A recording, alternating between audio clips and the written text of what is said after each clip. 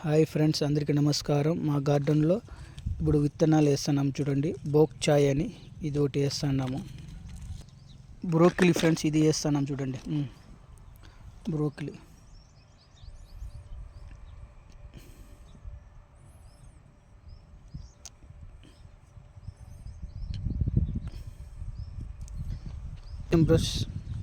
ఇట్లా బ్రుసెల్ స్ప్రౌట్స్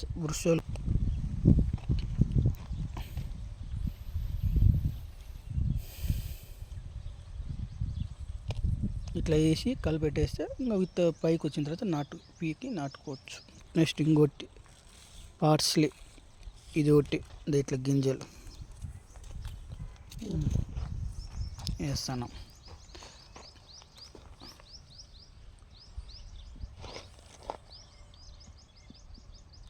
ఈ వీడియో నచ్చినట్టు షేర్ అండ్ లైక్ చేయండి ఫ్రెండ్స్. బాయ్.